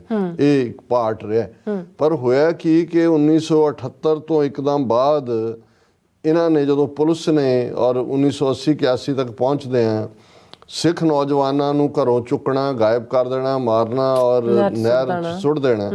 ਰਾਜਸਥਾਨ ਇਹ ਔਰ ਅਫੀਸ਼ੀਅਲ ਕੰਪਲੇਂਟ ਸੀ ਰਾਜਸਥਾਨ ਗਵਰਨਮੈਂਟ ਦੀ ਪੰਜਾਬ ਸਰਕਾਰ ਨੂੰ ਕਿ ਭਾਈ ਇੰਨੇ ਪੀਰੀਅਡ ਦੇ ਵਿੱਚ 400 ਲਾਸ਼ਾਂ ਸਾਡੇ ਆਈਆਂ ਨੇ ਔਰ ਇਹ ਸਾਡਾ ਖਰਚ ਇੰਨਾ ਹੋ ਰਿਹਾ, ਤੁਸੀਂ ਇਸ ਨੂੰ ਜਿਹੜਾ ਕੰਪਨਸੇਟ ਕਰੋ। ਸੋ ਉਦੋਂ ਇਹ ਗੱਲ ਸਾਹਮਣੇ ਆਈ ਵੀ ਕਿਸ ਲੈਵਲ ਦੇ ਉੱਤੇ ਚੁੱਕ ਕੇ ਜਿਹੜੇ ਨੇ ਨੌਜਵਾਨਾਂ ਨੂੰ ਮਾਰਿਆ ਜਾ ਰਿਹਾ। ਔਰ ਫਿਰ ਦੂਸਰਾ ਜਿਹੜਾ ਅਸੀਂ ਦੇਖਦੇ ਹਾਂ, ਹਾਲਾਂ ਜਿਹੜਾ ਕਾਊਂਟਰ ਵਾਈਟ ਪੇਪਰ ਅਸੀਂ ਜਾਰੀ ਕੀਤਾ ਸੀ ਸਰਕਾਰ ਦੇ ਵਾਈਟ ਪੇਪਰ ਦੇ ਜਵਾਬ 'ਚ ਨਵੰਬਰ-ਦਸੰਬਰ 1984 'ਚ, ਉਦੋਂ ਤੱਕ ਸਾਡੇ ਕੋਲ 37 ਇਤਿਹਾਸਕ ਗੁਰਦੁਆਰਿਆਂ ਦੀ ਲਿਸਟ ਸੀ ਜਿਹਦੇ ਤੇ ਸਰਕਾਰ ਨੇ 3 ਜੂਨ 1984 ਨੂੰ ਧਾਵਾ ਬੋਲਿਆ। ਹੁਣ ਉਹਦਾ ਨੰਬਰ ਹੋਰ ਵੀ ਵੱਧਦਾ ਜਾਂਦਾ, ਪਰ ਮੈਨੂੰ ਲੱਗਦਾ ਵੀ ਸਾਨੂੰ ਉਸ ਨੰਬਰ ਤੇ ਸਟਿਕ ਕਰਨਾ ਚਾਹੀਦਾ ਹੈ ਜਿਹੜਾ ਅਸੀਂ ਕਾਊਂਟਰ ਕਰਦੇ ਹਾਂ। ਕਿਹਾ ਸੀ ਇਹਦੇ 'ਚ ਨੰਬਰ ਨਹੀਂ ਦਿੱਤਾ ਗਿਆ ਐਲਾਨਨਾਮੇ 'ਚ, ਪਰ ਉਹਦੇ 'ਚ ਉਹਨਾਂ ਨੇ ਕਿਹਾ ਕਿ ਭਾਈ ਕਰਫਿਊ ਲਾਇਆ, 12,000 ਤੋਂ ਵੱਧ ਪਿੰਡਾਂ 'ਚ ਅੰਮ੍ਰਿਤਧਾਰੀ ਸਿੰਘਾਂ ਨੂੰ ਚੁੱਕਿਆ ਗਿਆ, ਫੌਜੀਆਂ ਨੇ ਘੇਰਾ ਪਾਇਆ। ਔਰ ਜਿਹੜਾ ਦੂਸਰਾ ਪਾਰਟ ਅਕਸਰ ਅਸੀਂ ਪ੍ਰੋਗਰਾਮ 'ਚ ਆਰਮੀ ਵੱਲੋਂ ਇੱਕ ਫੋਰਟਨਾਈਟਲੀ, ਜਿਹਨੂੰ ਅਮਰੀਕਨ ਬਾਈ ਵੀਕਲੀ ਕਹਿਣਗੇ, 15 ਰੋਜ਼ਾ ਉਹਨਾਂ ਦੀ ਇੱਕ ਪਬਲੀਕੇਸ਼ਨ ਹੈ ਬਾਤਚੀਤ। ਉਹ ਫੌਜੀ ਛਾਉਣੀਆਂ ਦੇ ਵਿੱਚ ਸਰਕੂਲੇਟ ਕੀਤੀ ਗਈ ਵੱਡੇ ਪੈਮਾਨੇ ਤੇ। ਇਹ ਜੇ ਮੈਂ ਗਲਤ ਨਾ ਹੋਵਾਂ ਕਿ 10 ਜੁਲਾਈ ਦੇ ਦਿਨ 1984 ਚ ਕੀਤੀ ਗਈ, ਔਰ ਉਹਦੇ ਚ ਇਹ ਕਿਹਾ ਗਿਆ ਸੀ ਕਿ ਭਾਈ a few people are baptized in the name of religion, they wear a miniature kirpan round their neck and are called amritdharis। ਇਹ ਜਿਹੜੇ ਬਿਹਾਰ, ਯੂਪੀ, ਮਦਰਾਸੀ, ਬੰਗਾਲੀ ਫੌਜੀਆਂ ਨੇ ਪਿੰਡਾਂ 'ਚ ਜਾਣਾ ਸੀ, ਉਹਨਾਂ ਨੂੰ ਇਹ ਪਛਾਣ ਦਿੱਤੀ ਗਈ ਕਿ ਉਹਨਾਂ ਨੇ ਕਿਹਨੂੰ ਨਿਸ਼ਾਨਾ ਬਣਾਉਣਾ, ਕਿਹੜੀ ਉਹਨਾਂ ਦੀ ਟਾਰਗੇਟਡ ਕਰਾਊਡ ਹੈ ਜਿਸ ਨੂੰ ਉਹਨਾਂ ਨੇ ਮਾਰਨਾ ਹੈ। ਔਰ ਉਹਦੀ ਇਹ ਨਿਸ਼ਾਨੀ ਸੀ ਕਿ ਕੁਝ ਲੋਕਾਂ ਨੂੰ ਧਰਮ ਦੇ ਨਾਂ ਤੇ ਸਹੁੰ ਖਵਾਈ ਜਾਂਦੀ ਹੈ, ਉਹ ਛੋਟੀ ਕਿਰਪਾਨ ਗਲ ਦੇ ਦੁਆਲੇ ਪਾਉਂਦੇ ਨੇ ਤੇ ਉਹਨਾਂ ਨੂੰ ਅੰਮ੍ਰਿਤਧਾਰੀ ਕਿਹਾ ਜਾਂਦਾ। ਐਨ ਅਪੀਲ, ਫਿਰ ਇਹ ਅਪੀਲ ਸੀ ਕਿ these amritdharis, they are very dangerous people। They may appear innocent from outside, but basically they are committed to arson, murder and loot। Any information about the whereabouts of amritdharis should be brought in the notice of nearby army authorities। It will be a great service to the Indian nation। ਇਹ ਇਸੇ ਦਾ ਹੀ ਇਹ ਮੈਂ ਅੰਗਰੇਜ਼ੀ ਚ ਉਹਨੇ exact ਲਫ਼ਜ਼ ਕਹੇ ਨੇ, ਪੰਜਾਬੀ ਚ ਉਹਨਾਂ ਨੇ ਕਿਹਾ ਕਿ ਭਾਈ ਬਾਤਚੀਤ ਚ ਉਹਨਾਂ ਨੇ ਸਾਫ਼ ਕਰ ਦਿੱਤਾ ਸੀ, ਔਰ ਨਾਲ ਹੀ ਉਹਨਾਂ ਨੇ ਕਿਹਾ ਕਿ ਇਹੋ ਜਿਹੀ ਕਾਰਵਾਈ ਦੁਨੀਆ ਦੇ ਇਤਿਹਾਸ ਵਿੱਚ ਕਦੇ ਵੀ ਕਿਸੇ ਫੌਜ ਨੇ ਆਪਣੇ ਮੁਲਕ ਦੇ ਵਾਸੀਆਂ ਨਾਲ ਨਹੀਂ ਕੀਤੀ। ਹਾਲਾਂਕਿ ਕੁਛ ਅਰਸਾ ਬਾਅਦ ਉਹਨੂੰ ਬਾਤਚੀਤ ਨੂੰ ਚੈਲੰਜ ਕੀਤਾ ਗਿਆ ਪੰਜਾਬ ਹਰਿਆਣਾ ਹਾਈ ਕੋਰਟ, ਫਿਰ ਫੌਜ ਨੇ ਵਾਪਸ ਲਿਆ, ਲੇਕਿਨ ਉਹ ਕੰਮ ਬਰਾਬਰ ਜਾਰੀ ਰਿਹਾ। ਇਸ ਤੋਂ ਉਪਰੰਤ ਜਦੋਂ ਇੰਦਰਾ ਨੂੰ ਮਾਰੀਆਂ ਬੇਅੰਤ ਗੋਲੀਆਂ, ਹੁਣ ਇਹ ਬੇਅੰਤ ਨਾਂ ਵੀ ਹੈ ਤੇ ਬੇਅੰਤ ਹੈ ਵੀ ਗਿਣੀਆਂ ਨਹੀਂ ਗਈਆਂ, ਹਾਂ, ਤਾਂ ਭਾਰਤ ਦੀ ਹਿੰਦੂ ਸਰਕਾਰ ਦੇ ਨਵੇਂ ਆਉਣ ਵਾਲੇ ਪ੍ਰਧਾਨ ਮੰਤਰੀ ਅਤੇ ਉਸ ਦੇ ਸਿਆਸੀ ਅਤੇ ਸਰਕਾਰੀ ਸਹਿਯੋਗੀਆਂ ਦੀ ਮਿਲੀ ਭੁਗਤ ਨਾਲ ਦਿੱਲੀ ਅਤੇ ਹਿੰਦੁਸਤਾਨ ਦੇ ਬਾਕੀ ਸ਼ਹਿਰਾਂ ਵਿੱਚ ਸਿੱਖਾਂ ਦਾ ਯੋਜਨਾਬੱਧ ਕਤਲੇਆਮ ਹੋਇਆ, ਜਿਹੜਾ ਕਿ ਕਈ ਦਿਨ ਚੱਲਦਾ ਰਿਹਾ। ਹੁਣ ਇਸ ਗੱਲ ਦਾ ਧਿਆਨ ਰਹੇ ਕਿ ਅਮਰੀਕਾ 'ਚ ਆਲਮੋਸਟ ਜਿੰਨੀਆਂ ਅਸੈਂਬਲੀਜ਼ ਨੇ ਪਾਸ ਕੀਤਾ ਹੈ, ਨਵੰਬਰ 84 ਨੂੰ ਸਿੱਖ ਜੈਨੋਸਾਈਡ ਮਾਨਤਾ ਦਿੰਦੇ ਆ, 30,000 ਦੀ ਫਿਗਰ ਦਿੱਤੀ ਗਈ ਹੈ, ਜਦੋਂ ਕਿ ਜੇ ਤੁਸੀਂ ਭਾਰਤੀ ਸੋਰਸਿਸ ਤੋਂ 3-4 ਹਜ਼ਾਰ ਦਿੱਲੀ 'ਚ ਸਮੇਟ ਦਿੰਦੇ ਨੇ, 1000 ਕਿਤੇ ਹੋਰ, ਉਹ 5000 ਨੂੰ ਕ੍ਰਾਸ ਨਹੀਂ ਕਰਦੇ। ਪਰ ਇਹ ਭਾਰਤ ਭਰ ਦੇ ਸ਼ਹਿਰਾਂ, ਗਲੀਆਂ, ਕੂਚਿਆਂ 'ਚ 30,000 ਤੋਂ ਜ਼ਿਆਦਾ ਸਿੱਖਾਂ ਦਾ ਯੋਜਨਾਬੱਧ ਢੰਗ ਦੇ ਨਾਲ ਜਿਹੜਾ ਹੈ ਉਹ ਨਸਲਕੁਸ਼ੀ ਕੀਤੀ ਗਈ। ਇਸ ਕਤਲੇਆਮ ਨੇ ਨਾਦਰ ਸ਼ਾਹ ਦੇ ਦਿੱਲੀ ਵਿੱਚ ਕੀਤੇ ਹੋਏ ਕਤਲੇਆਮ ਨੂੰ ਕੋਹਾਂ ਪਿੱਛੇ ਛੱਡ ਦਿੱਤਾ। ਹੁਣ ਬਹੁਤ ਵਾਰ ਜਦੋਂ ਲੁੱਟ ਦਾ ਜ਼ਿਕਰ ਹੁੰਦਾ ਹੈ ਤੇ ਨਾਦਰਸ਼ਾਹੀ ਲੁੱਟ, ਨਾਦਰਸ਼ਾਹੀ ਕਤਲੇਆਮ, ਕਿਉਂਕਿ 1739 'ਚ ਜਦੋਂ ਨਾਦਰ ਸ਼ਾਹ ਨੇ ਦਿੱਲੀ ਦੇ ਵਿੱਚ ਸੂਰਜ ਚੜ੍ਹਨ ਤੋਂ ਲੈ ਕੇ ਡੁੱਬਣ ਤੱਕ ਹੀ ਕਤਲੇਆਮ ਕੀਤਾ, ਉਹਨੂੰ ਵਰਸਟ ਕਿਹਾ ਜਾਂਦਾ। ਪਰ ਇਹ ਜਿਸ ਲੈਵਲ ਦੇ ਉੱਤੇ ਕੱਲਾ ਦਿੱਲੀ ਨਹੀਂ, ਨਾਦਰ ਸ਼ਾਹ ਨੇ ਤਾਂ ਦਿੱਲੀ 'ਚ ਹੀ ਕੀਤਾ, ਇਹ ਭਾਰਤ ਭਰ ਦੀਆਂ ਮੁੱਖ ਸਟੇਟਾਂ 'ਚ ਜਿੱਥੇ ਇਹ ਸਿੱਖਾਂ ਦੀ ਨਸਲਕੁਸ਼ੀ ਕਈ ਦਿਨ ਚੱਲਦੀ ਰਹੀ। 31 ਅਕਤੂਬਰ ਲੇਟ ਨਾਈਟ ਤੋਂ ਸ਼ੁਰੂ ਹੋ ਕੇ ਆਲਮੋਸਟ ਨਵੰਬਰ 4, ਨਵੰਬਰ 5 ਤੱਕ ਕਈ ਥਾਵਾਂ 'ਤੇ, ਜਿਵੇਂ ਹੁਣ ਹਰਿਆਣੇ ਦੇ ਵਿੱਚ ਹੋਂਦ ਚਿੱਲੜ ਦੀ ਸਿੱਖ ਨਸਲਕੁਸ਼ੀ ਸਾਹਮਣੇ ਆਈ ਹੈ, ਬਾਕੀ ਥਾਵਾਂ 'ਤੇ ਉਹ ਕਈ ਦਿਨ ਤੱਕ ਚੱਲਦੀ ਰਹੀ। ਫਿਰ ਇਹਦੇ 'ਚ ਜਦੋਂ 1985 ਦੇ ਵਿੱਚ ਚੋਣਾਂ ਪੰਜਾਬ 'ਚ ਹੋਈਆਂ ਰਾਜੀਵ ਲੌਂਗੋਵਾਲ ਅਕੋਰਡ ਤੋਂ ਬਾਅਦ, ਔਰ ਸੁਰਜੀਤ ਸਿੰਘ ਬਰਨਾਲਾ ਚੀਫ ਮਿਨਿਸਟਰ ਬਣਿਆ ਸੀ, ਤੇ ਉਹਨੇ ਰਿਟਾਇਰਡ ਜੱਜ ਪੰਜਾਬ ਹਰਿਆਣਾ ਹਾਈ ਕੋਰਟ ਦੇ ਜਸਟਿਸ ਅਜੀਤ ਸਿੰਘ ਬੈਂਸ, ਉਹਨਾਂ ਦੀ ਪ੍ਰਧਾਨਗੀ ਥੱਲੇ ਇੱਕ ਜਿਹੜੀ ਹੈ ਉਹਨਾਂ ਨੇ ਕਮੇਟੀ ਬਣਾਈ ਸੀ ਕਿ ਜਿਹੜੇ ਝੂਠੇ ਜੇਲ੍ਹਾਂ 'ਚ ਇਕੱਲੇ ਹੀ ਨਹੀਂ ਵੀ ਮਾਰੇ, ਬਹੁਤ ਸਾਰੇ ਵੱਡੀ ਗਿਣਤੀ 'ਚ ਉਹਨਾਂ ਨੇ ਛੋਟੇ ਬੱਚੇ ਵੀ ਜਿਹੜੇ ਨੇ ਉਹ ਟਾਡਾ ਔਰ ਦੂਸਰੇ ਕਾਨੂੰਨਾਂ ਦੇ ਥੱਲੇ, ਜਿਵੇਂ ਹੁਣ NSA ਜੇ ਤੇ ਮਰਜ਼ੀ ਲਾ ਦਿਓ, ਜਿਵੇਂ 10 ਸਾਡੇ ਵੀਰ ਜਿਹੜੇ ਨੇ NSA ਲਾ ਕੇ 2900 ਕਿਲੋਮੀਟਰ ਦੂਰ ਨਵਾਂ ਕਾਲਾ ਪਾਣੀ ਡਿਬਰੂਗੜ੍ਹ 'ਚ ਭੇਜੇ ਨੇ। ਹੁਣ ਇਸ 'ਚ ਈਵਨ ਇਹ ਜ਼ਿਕਰ ਵੀ ਹੈ ਜਸਟਿਸ ਅਜੀਤ ਸਿੰਘ ਬੈਂਸ ਕਮੇਟੀ ਦਾ। ਪੰਜਾਬ ਦੀ ਬਰਨਾਲਾ ਸਰਕਾਰ ਦੀ ਗਠਨ ਕੀਤੀ ਹੋਈ ਕਮੇਟੀ ਦੇ ਪ੍ਰਧਾਨ ਭਾਈ ਅਜੀਤ ਸਿੰਘ ਬੈਂਸ, ਸਾਬਕਾ ਜੱਜ ਪੰਜਾਬ ਅਤੇ ਹਰਿਆਣਾ ਹਾਈ ਕੋਰਟ ਚੰਡੀਗੜ੍ਹ ਨੇ ਆਪਣੀ ਰਿਪੋਰਟ ਵਿੱਚ 200 ਝੂਠੇ ਕਥਿਤ ਪੁਲਿਸ ਮੁਕਾਬਲਿਆਂ ਦਾ ਜ਼ਿਕਰ ਕਰਦਿਆਂ ਹੋਇਆਂ ਲਿਖਦਿਆਂ ਹੈਰਾਨੀ ਪ੍ਰਗਟ ਕੀਤੀ ਕਿ ਇਹਨਾਂ ਸਾਰੇ ਪੁਲਿਸ ਮੁਕਾਬਲਿਆਂ ਵਿੱਚ ਕੋਈ ਪੁਲਿਸ ਦਾ ਜਵਾਨ ਜਾਂ ਅਫਸਰ ਜ਼ਖਮੀ ਨਹੀਂ ਹੋਇਆ ਦੱਸਿਆ ਗਿਆ, ਤੇ ਨਾ ਹੀ ਕੋਈ ਕਤਲ ਦਾ ਕੇਸ ਪੁਲਿਸ ਵਿਰੁੱਧ ਦਰਜ ਕੀਤਾ ਗਿਆ, ਕਿਉਂਕਿ ਹਿੰਦੁਸਤਾਨ ਵਿੱਚ ਸਰਕਾਰ ਦੇ ਕੰਮਾਂ ਵਿੱਚ ਕੂੜ ਫਿਰੇ ਪ੍ਰਧਾਨ ਵੇ ਲਾਲੋ ਦਾ ਰਾਜ ਹੈ। ਇਹੋ ਹੀ ਸਹੀ ਅਰਥ ਹੈ ਬ੍ਰਾਹਮਣੀ ਅਸੂਲਾਂ ਦਾ ਕਿ ਪ੍ਰਚਾਰ ਕਰਨਾ ਸਤਿਅਮੇਵ ਜਯਤੇ ਅਤੇ ਬੋਲਣਾ ਕੋਰਾ ਸਫੇਦ ਝੂਠ। ਕਿਉਂਕਿ ਜਸਟਿਸ ਅਜੀਤ ਸਿੰਘ ਬੈਂਸ ਕਮੇਟੀ ਨੇ ਆਪਣੀ ਰਿਪੋਰਟ, ਔਰ ਉਹਨਾਂ ਦੀ ਰਿਪੋਰਟ ਤੋਂ ਬਾਅਦ ਕੁਝ ਨੌਜਵਾਨ ਰਿਲੀਜ਼ ਵੀ ਹੋਏ ਸੀ ਜੇਲ੍ਹਾਂ 'ਚੋਂ, ਉਹਨਾਂ ਕਿਹਾ ਵੀ 200 ਪੁਲਿਸ ਮੁਕਾਬਲੇ ਹੋਏ ਨੇ ਉਸ ਪੀਰੀਅਡ 'ਚ ਹੀ ਹੈ ਬਿਲਕੁਲ। ਤਾਂ ਉਹਨਾਂ ਨੇ ਕਿਹਾ ਉਹਦੇ 'ਚ ਇੱਕ ਵੀ ਪੁਲਸੀਆ ਇੱਕ ਇਹੋ ਜਿਹਾ ਮੁਕਾਬਲਾ ਹੈ ਕਿ ਮਾਰੇ ਗਏ ਸਿੰਘ ਔਰ ਪੁਲਸੀਆ ਕੋਈ ਜ਼ਖਮੀ। ਇਹਦਾ ਮਤਲਬ ਇਹੀ ਹੈ ਕਿ ਉਹਨਾਂ ਨੂੰ ਝੂਠਿਆਂ ਨੂੰ ਜਿਹੜਾ ਉਹ ਝੂਠੇ ਮੁਕਾਬਲੇ ਬਣਾਏ ਗਏ, ਘਰੋਂ ਚੁੱਕ ਕੇ ਉਹਨਾਂ ਨੂੰ ਜਿਹੜਾ ਉਹ ਕਤਲ ਕੀਤਾ ਗਿਆ। ਔਰ ਉਹਨਾਂ ਨੂੰ ਕਿਹਾ ਕਿ ਜੀ ਇਹ ਅਸੀਂ ਜਾ ਰਹੀ ਸੀ ਪੁਲਿਸ ਪਾਰਟੀ, ਫਾਇਰ ਹੋਇਆ, ਜਵਾਬੀ ਫਾਇਰ ਹੋਇਆ। ਉਹਨੇ ਕਿਹਾ 200 ਚੋਂ ਕੋਈ ਵੀ ਪੁਲਸੀਆ ਜ਼ਖਮੀ ਨਹੀਂ ਹੋਇਆ। ਔਰ ਇਹਦੇ 'ਚ ਗੁਰਬਾਣੀ ਦੀ ਜਿਹੜੀ ਤੁਕ ਹੈ, ਜਿਹਦੇ 'ਚ ਗੁਰੂ ਨਾਨਕ ਸਾਹਿਬ ਨੇ ਜੋ ਬਾਬਰ ਦੇ ਹਮਲੇ ਵੇਲੇ ਇਹ ਫਰਮਾਇਆ ਸੀ ਕਿ ਕਾਜ਼ੀਆਂ ਬਾਹਮਣਾ ਕੀ ਗੱਲ ਥੱਕੀ, ਅਗਦ ਪੜੈ ਸ਼ੈਤਾਨ ਵੇ ਲਾਲੋ, ਇਸ ਸਾਰੇ ਰਾਗ ਤਲੰਗ ਦੇ ਵਿੱਚ। ਤੇ ਨਾਲ ਦੀ ਨਾਲ ਇਹ ਸੀ ਕਿ ਭਾਈ ਇਸ ਵੇਲੇ ਜੇ ਕੋਈ ਕਿਸੇ ਚੀਜ਼ ਦਾ ਰਾਜ ਚੱਲ ਰਿਹਾ ਹੈ ਤੇ ਉਹ ਕੂੜ ਫਿਰੈ ਪ੍ਰਧਾਨ ਵੇ ਲਾਲੋ, ਕਿ ਚਾਰ ਚਫੇਰੇ ਕੂੜ ਹੈ। ਔਰ ਇਹ ਕਿਹਾ ਗਿਆ ਵੀ ਭਾਰਤ ਦਾ ਜਿਹੜਾ ਸਿਆਸੀ ਇਨਸਿਗਨੀਆ ਉਹ ਤਾਂ ਸਤਿਅਮੇਵ ਜਯਤੇ ਹੈ ਕਿ ਸੱਤ ਦੀ ਜਿੱਤ ਹੋਏਗੀ, ਪਰ ਵਰਤਾਰਾ ਜਿਹੜਾ ਹੈ ਉਹ ਕੂੜ ਫਿਰੇ ਪ੍ਰਧਾਨ ਵੇ ਲਾਲੋ। ਸਿੱਖ ਧਰਮ ਦਾ ਖੁਰਾ ਖੋਜ ਮਿਟਾਉਣਾ ਬ੍ਰਾਹਮਣਵਾਦ ਦਾ ਅਟਲ ਨਿਸ਼ਾਨ ਹੈ, ਕਿਉਂ ਜੋ ਸਿੱਖ ਧਰਮ ਬ੍ਰਾਹਮਣਵਾਦ ਦੀ ਜ਼ਾਤ ਪਾਤ ਅਤੇ ਵਿਪਰਨ ਕੀ ਰੀਤ ਦੀ ਪ੍ਰਣਾਲੀ ਦਾ ਵਿਰੋਧੀ ਹੈ। ਜਿਸ ਤਰ੍ਹਾਂ ਕਿ ਸ਼ੰਕਰਾਚਾਰੀਆ ਨੇ ਫੌਜੀ ਸ਼ਕਤੀ ਦੀ ਵਰਤੋਂ ਕਰਕੇ ਲੱਖਾਂ ਬੌਧੀ ਭਿਕਸ਼ੂਆਂ ਨੂੰ ਮੌਤ ਦੇ ਘਾਟ ਉਤਾਰ ਕੇ ਬੋਧੀਆਂ ਦੇ ਮੰਦਰ ਅਤੇ ਦੂਸਰੇ ਧਾਰਮਿਕ ਚਿੰਨ੍ਹ ਢਹਿ ਢੇਰੀ ਕਰ ਦਿੱਤੇ ਸਨ, ਬੁੱਧ ਧਰਮ ਜਿਹੜਾ ਕਿ ਹਿੰਦੁਸਤਾਨ ਵਿੱਚ ਪੈਦਾ ਹੋ ਕੇ ਦੂਰ ਦੁਰਾਡੇ ਚੀਨ, ਜਾਪਾਨ, ਮਲਾਇਆ, ਬਰਮਾ ਆਦਿ ਦੇਸ਼ਾਂ ਵਿੱਚ ਫੈਲਿਆ, ਉਹਦਾ ਆਪਣੀ ਜਨਮ ਭੂਮੀ ਵਿੱਚੋਂ ਨਾਮੋ ਨਿਸ਼ਾਨ ਹੀ ਮਿਟਾ ਦਿੱਤਾ ਗਿਆ। ਇਹ ਹੈ ਅਸਲੀ ਅਰਥ ਬ੍ਰਾਹਮਣਵਾਦ ਦੇ ਅਪਣਾਏ ਹੋਏ ਅਹਿੰਸਾ ਪਰਮੋ ਧਰਮਾਂ ਦੇ ਅਸੂਲ ਦਾ। ਹੁਣ ਇਹ ਪੂਰਾ ਪੈਰਾਗ੍ਰਾਫ ਬੁੱਧ ਧਰਮ ਦੇ ਖਾਤਮੇ ਨੂੰ ਦੇਣਾ ਬੜਾ ਅਹਿਮੀਅਤ ਵਾਲਾ ਹੈ, ਕਿਉਂਕਿ ਜੋ ਕੁਝ ਬੁੱਧ ਧਰਮ ਦੇ ਨਾਲ ਕੀਤਾ, ਔਰ ਸ਼ੰਕਰਾਚਾਰੀਆ ਦਾ ਖਾਸ ਮੈਂਸ਼ਨ ਹੈ, ਉਹਦਾ ਨਾਂ ਤਾਂ ਸ਼ੰਕਰਾ ਸੀ, ਪਰ ਉਹਨੇ ਸ਼ਾਸਤਰ ਤੇ ਸ਼ਸਤਰ ਦੋਨਾਂ ਦਾ ਇਸਤੇਮਾਲ ਕਰਕੇ ਬੁੱਧ ਧਰਮ ਦਾ ਬਿਲਕੁਲ ਨਾਮੋ ਨਿਸ਼ਾਨ ਮਿਟਾ ਦਿੱਤਾ ਹੈ। ਔਰ ਇਹਦੇ 'ਚ ਕਿਹਾ ਗਿਆ ਕਿ ਭਾਈ ਇਹ ਅੱਜ ਵੀ ਬੋਧੀ ਜਿਹੜਾ ਧਰਮ ਹੈ, ਬੁੱਧ ਧਰਮ ਚੀਨ, ਜਾਪਾਨ, ਮਲਾਇਆ, ਬਰਮਾ 'ਚ ਤਾਂ ਹੈ, ਲੇਕਿਨ ਉਹਦਾ ਆਪਣੀ ਜਨਮ ਭੂਮੀ ਤੋਂ ਨਾਮੋ ਨਿਸ਼ਾਨ ਮਿਟਾ ਦਿੱਤਾ ਗਿਆ।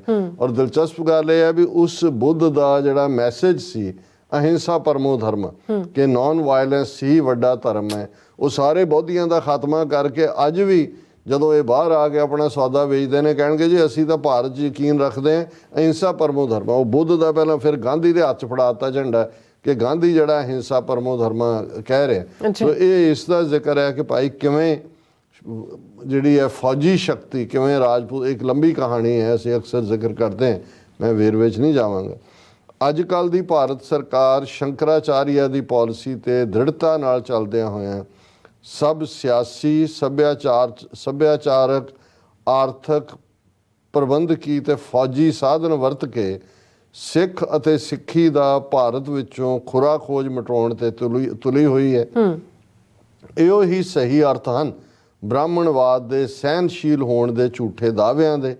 ਆਜ਼ਾਦ ਭਾਰਤ ਵਿੱਚ ਘੱਟ ਗਿਣਤੀ ਮਜ਼ਹਬਾਂ, ਧਰਮਾਂ ਉੱਤੇ ਪਾਬੰਦੀਆਂ ਲਾਉਣ ਦਾ, ਭਾਰਤ ਦੀ ਲੋਕ ਸਭਾ ਵਿੱਚ ਹਿੰਦੂਆਂ ਦੇ ਧਰਮ ਤਬਦੀਲ ਕਰਨ ਉੱਤੇ ਪਾਬੰਦੀ ਲਾਉਣ ਦੀ ਮੰਗ ਉੱਠਦੀ ਰਹੀ ਹੈ। ਹਾਈ ਕੋਰਟ ਵਿੱਚ ਮੁਸਲਮਾਨਾਂ ਦੇ ਧਾਰਮਿਕ ਗ੍ਰੰਥ ਕੁਰਾਨ ਸ਼ਰੀਫ ਤੇ ਪਾਬੰਦੀ ਦੀ ਵੀ ਮੰਗ ਖੜੀ ਹੋਈ। ਹੁਣ ਬੁੱਧ ਧਰਮ ਦਾ ਜ਼ਿਕਰ ਕਰਕੇ ਕਿ ਕਿਵੇਂ ਸ਼ੰਕਰਾਚਾਰੀਆ ਨੇ ਸ਼ਾਸਤਰ ਔਰ ਸ਼ਸਤਰ ਨਾਲ ਇਸ ਦਾ ਖਾਤਮਾ ਕੀਤਾ, ਕਿ ਅੱਜ ਦੀ ਭਾਰਤ ਸਰਕਾਰ ਵੀ ਉਸੇ ਸ਼ੰਕਰਾਚਾਰੀਆ ਦੀ ਨੀਤੀ ਤੇ ਚੱਲਦੇ ਆ। ਇਹ ਪੂਰੀ ਤਰ੍ਹਾਂ ਸਿੱਖੀ ਦਾ ਖੁਰਾ ਖੋਜ, ਟੋਟਲ ਵਾਰ ਸਿੱਖਾਂ ਤੇ ਭਰਪਾ ਕੀਤੀ ਹੋਈ ਹੈ। ਪਰ ਇਹੀ ਅਸਲੀ ਅਰਥ ਹੈ ਜਦੋਂ ਬ੍ਰਾਹਮਣਵਾਦੀ ਕਹਿੰਦੇ ਨੇ ਅਸੀਂ ਸਹਿਨਸ਼ੀਲ ਹਾਂ, ਇਹਦਾ ਮਤਲਬ ਇਹ ਹੀ ਹੈ ਕਿ ਭਾਈ ਇੱਕ ਪਾਸੇ ਉਹ ਦਾਵਾ ਸਹਿਨਸ਼ੀਲਤਾ ਦਾ ਕਰਦੇ ਨੇ, ਪਰ ਨੀਤੀ ਸਿੱਖਾਂ ਦਾ ਖੁਰਾ ਖੋਜ ਮਿਟਾਉਣ ਦੀ ਹੈ। ਕੂੜ ਫਿਰੇ ਪ੍ਰਧਾਨ ਵੇ ਲਾਲੋ ਦੀਆਂ ਨੀਤੀਆਂ ਨੇ, ਪਰ ਸਤਿਅਮੇਵ ਜਯਤੇ ਦਾ ਨਾਰਾ ਲਾਇਆ ਜਾ ਰਿਹਾ। ਹਿੰਸਾ ਦਾ ਇਸਤੇਮਾਲ ਕਰਕੇ ਸਟੇਟ ਅੰਨੇ ਟੈਰਰ ਦੇ ਨਾਲ ਖਾਤਮਾ ਕਰ ਰਹੀ ਹੈ ਸਿੱਖਾਂ ਦਾ, ਪਰ ਦਾਵਾ ਅਹਿੰਸਾ ਪਰਮੋ ਧਰਮਾਂ ਦਾ ਕੀਤਾ ਜਾ ਰਿਹਾ। ਉਹਨਾਂ ਨੇ ਕਿਹਾ, ਔਰ ਇਸੇ ਤਰ੍ਹਾਂ, ਔਰ ਇਹ ਤਾਂ ਡੈਕਲੇਰੇਸ਼ਨ 1986 'ਚ ਹੋਈ। ਹੁਣ ਤੁਸੀਂ ਦੇਖੋ ਕਿ ਕਿਵੇਂ ਕਿੰਨੀਆਂ ਸਟੇਟਾਂ ਨੇ ਧਰਮ ਦੀ ਕਨਵਰਟ ਹੋਣ ਤੇ ਹਿੰਦੂਆਂ 'ਚ ਕਨਵਰਟ ਹੋ ਸਕਦੇ ਹੋ, ਕਹਿੰਦੇ ਜੀ ਉਹ ਤਾਂ ਘਰ ਵਾਪਸੀ ਹੈ, ਬਾਕੀਆਂ ਤੇ ਪਾਬੰਦੀਆਂ ਲਾ ਦਿੱਤੀਆਂ। ਔਰ ਹੁਣ ਕੁਰਾਨ ਸ਼ਰੀਫ ਵੱਲ ਜਾ ਰਹੇ ਨੇ ਪਾਬੰਦੀ ਲਾਉਣ ਲਈ, ਕਿਉਂਕਿ ਆਲਰੇਡੀ ਉਹਨਾਂ ਨੇ ਅਜ਼ਾਨ ਦੇ ਉੱਤੇ, ਹੁਣ ਜਿੱਥੇ ਅਜ਼ਾਨ ਦਿੱਤੀ ਜਾਂਦੇ ਜਾ ਕੇ ਹਨੂਮਾਨ ਚਾਲੀਸਾ ਪੜ੍ਹਦੇ ਨੇ, ਉਹਨਾਂ ਦੀਆਂ ਬਾਬਰੀ ਮਸਜਿਦ ਔਰ ਸਭ ਬਾਅਦ ਦੇ ਵਿੱਚ ਢਾਏ ਗਏ। ਬਿਲਕੁਲ। ਔਰ ਇਹ ਹੈ ਕਿ ਭਾਈ ਉਹਨਾਂ ਨੇ ਅੱਜ ਜਿਹੜੀ ਹੈ ਲਾਈਨ ਉਸ ਪਾਸੇ ਨੂੰ ਜਾ ਰਹੀ ਹੈ। ਔਰ ਮੈਂ ਘੜੀ ਵੱਲ ਦੇਖ ਰਿਹਾ, ਇੱਕ ਸਾਡੀ ਡਿਸਕਸ਼ਨ ਹੋਰ ਹੋਏਗੀ ਕੱਲ ਦੇ ਪ੍ਰੋਗਰਾਮ 'ਚ, ਜੀ ਔਰ ਫਿਰ ਇਹ ਐਲਾਨਨਾਮੇ ਦੀ ਜਿਹੜੀ ਵਿਆਖਿਆ ਹੈ ਉਹ ਮੁਕੰਮਲ ਹੋਏਗੀ। ਜੀ ਡਾਕਟਰ ਸਾਹਿਬ, ਤੁਹਾਡਾ ਬਹੁਤ ਬਹੁਤ ਸ਼ੁਕਰੀਆ। ਸੋ ਲੈਣੇ ਬ੍ਰੇਕ, ਔਰ ਬ੍ਰੇਕ ਤੇ ਜਾਣ ਤੋਂ ਪਹਿਲਾਂ ਅਸੀਂ ਪ੍ਰਦਰਸ਼ਕਾਂ ਤੇ ਸਰੋਤਿਆਂ ਨੂੰ ਅਪੀਲ ਤੇ ਬੇਨਤੀ ਕਰਦੀ ਹੈ ਵੀਅਰਸ, ਜਿਸ ਤਰ੍ਹਾਂ ਕਿ ਤੁਸੀਂ ਜਾਣਦੇ ਹੋ ਕਿ ਟੀਵੀ 84 ਇੱਕ ਪੰਥਕ ਚੈਨਲ ਹੈ, ਔਰ ਟੀਵੀ 84 ਦੀ ਚੜ੍ਹਦੀ ਕਲਾ ਲਈ ਵੱਧ ਤੋਂ ਵੱਧ ਡੋਨੇਟ ਕਰੋ। ਡੋਨੇਟ ਕਰਨ ਲਈ ਸਾਡੀ ਵੈਬਸਾਈਟ tv84.tv ਤੇ ਜਾ ਕੇ ਪੇਪਲ ਦੀ ਵਰਤੋਂ ਕਰਕੇ ਵਨ ਟਾਈਮ ਡੋਨੇਟ ਕਰ ਸਕਦੇ ਹੋ, ਮੰਥਲੀ ਡੋਨੇਟ ਵੀ ਕਰ ਸਕਦੇ ਹੋ। ਤੁਸੀਂ ਟੀਵੀ 84 ਦੇ ਨਾਮ ਤੇ ਚੈੱਕ ਬਣਾ ਕੇ ਸਾਨੂੰ ਮੇਲ ਵੀ ਕਰ ਸਕਦੇ ਹੋ ਸਾਡੇ ਇਸ ਪਤੇ ਤੇ 36-01 37th Avenue, Long Island City, New York 11101 USA, ਜਾਂ ਫਿਰ ਤੁਸੀਂ ਸਾਨੂੰ ਫੋਨ ਰਾਹੀਂ ਵੀ ਸੰਪਰਕ ਕਰ ਸਕਦੇ ਹੋ ਸਾਡੇ ਫੋਨ ਨੰਬਰ ਤੇ 5166191984, ਸੇਮ ਨੰਬਰ ਤੇ WhatsApp ਕਰ ਸਕਦੇ ਹੋ। ਤੁਸੀਂ ਸਾਨੂੰ ਈਮੇਲ ਵੀ ਕਰ ਸਕਦੇ ਹੋ info@tv84.tv ਤੇ। ਅਸੀਂ ਤੁਹਾਡੇ ਤਹਿ ਦਿਲ ਤੋਂ ਸ਼ੁਕਰਗੁਜ਼ਾਰ ਹੋਵਾਂਗੇ। ਸੋ ਲੈਣੇ ਬ੍ਰੇਕ ਵੀਅਰਸ, ਤੁਸੀਂ ਸਾਨੂੰ ਇਸੇ ਤਰ੍ਹਾਂ ਬਣੇ ਰਹਿਣਾ। ਮਿਲਦੇ ਹਾਂ ਆਫਟਰ ਦਿਸ ਸ਼ਾਰਟ ਬ੍ਰੇਕ।